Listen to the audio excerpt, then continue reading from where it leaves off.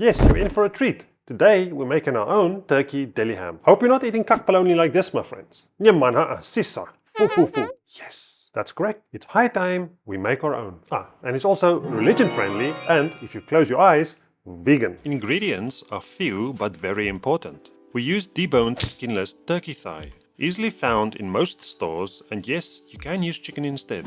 A bit of curing salt, number 1.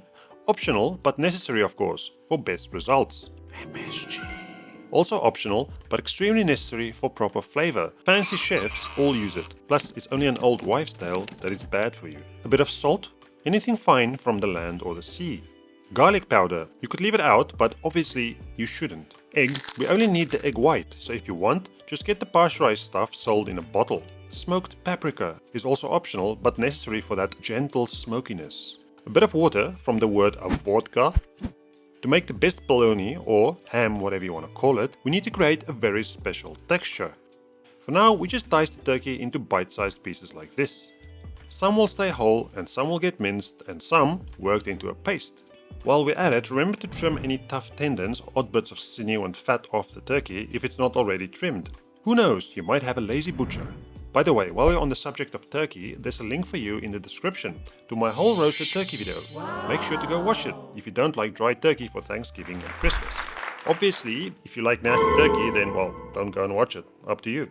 Back to now, and we need to split this turkey into 3 specific portions. We weigh out 350 grams and place it to the side. Next, we do 250 grams in its own separate little boat and set that aside too. Finally, we do 400 grams. So you should now simply have 3 bowls of diced turkey. One weighing 350 grams for the mince, one weighing 250 grams for the paste, and 400 grams that will stay whole and unprocessed. Each bit, of course, gets its own little bit of seasoning. Into the 400 grams turkey goes 4 grams of salt, 1 gram curing salt, and 6 grams MSG. Give that a little mix through and put aside. Next up, 350 grams turkey. We add 1 gram curing salt, 4 grams salt, 2 grams MSG, and 40 grams water. Mix and set aside. To the 250 grams turkey, we add 2 grams garlic powder, 2 grams curing salt, 2 grams MSG, 4 grams salt, 20 grams water, and 1 egg white. Do whatever you want with the yolk. I mean, chuck it in the bin, into a pan, or into your mouth hole. Whatever tickles your fancy. Whip out the food processor. You want to blend the turkey with egg whites into a smooth paste. Scrape the sides down if it gets stuck. Try and do this as quickly as possible to avoid the meat from heating up too much. Once you have a smooth paste like this, you add it to the large bowl of turkey chunks. Set aside for now before getting out your mincer. If you don't have one, then obviously you just buy turkey mince ready-made. You want to use the coarse grinding plate if doing this yourself. So, in goes the 350 grams turkey mix. Remember, no fingers, otherwise...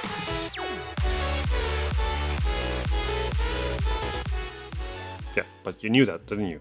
Out comes turkey mince. If the mince seems too coarse, then stick it through the mincer once more. Mine only went through once and it's all goody. Add the mince to the bowl of turkey and give it a good mix through.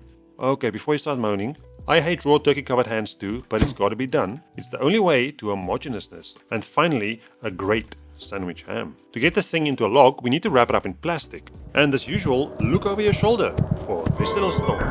Put down a double layer of Earth Destroyer to get a nice tight wrap. You don't want anything escaping, if you know what I mean. Next, you sprinkle the whole thing with smoked paprika. Don't go too crazy with it, it's just for a little bit of added smoky flavor, remember? A bit of advice, you want to oil or water your hands while doing this because it's obviously a little bit sticky. Bit by bit, you get the turkey mix down onto your flavored wrap. Shape it into a log and try and work out large pockets of air at this stage. Fold it over, like so, to cover the whole thing in paprika and make it look a bit rounder. Very tightly wrap the plastic around the log, keeping contact all around the meat. Take care not to fold the plastic into the meat itself, of course. If you see any large air bubbles, don't worry, we'll get rid of it soon. Wrap the log tight, keeping tension between the surface and the plastic. Work the meat from one side to the other a few times to remove even more air. Prick a few holes where you see any trapped air that remained. It's important you remove the air bubbles to avoid tears later on. Start rolling this thing nice and tight, keeping pressure on the ends and contact to the surface, rolling in one direction. Do one final pass with your toothpick or whatever object you're using to release the air bubbles. Roll it tight once more and lay down another bit of plastic. Roll it tight, just like we've been doing all along. Close the ends by making a knot on each end. The knots need to be right up against the meat, so take note of how it's done here. We need a tight log, no too little air, and fully closed both ends. If you don't close it, the turkey will escape out the sides, which could lead to the end of the world.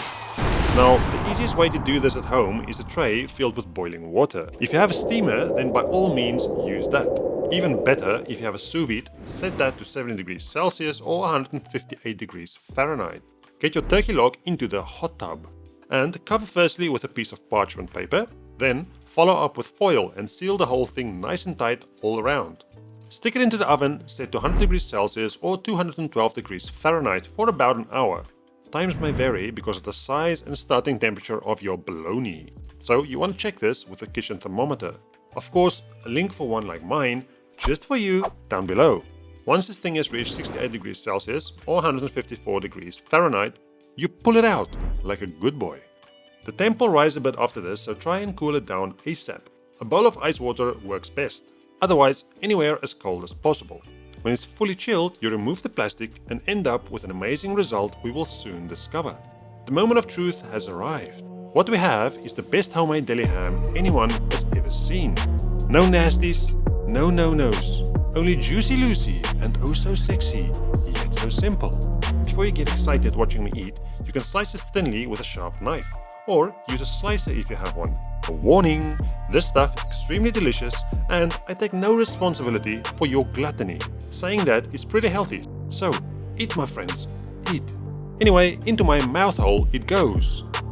With a million chef's kisses at least. Now of course you're gonna want to slap it onto some ridiculously tasty buns, which is why you have to go and watch this video right here, right now, which will show you exactly how to make the best buns in the whole universe. And as usual, thanks for watching. Until next time, love you long time, bye bye.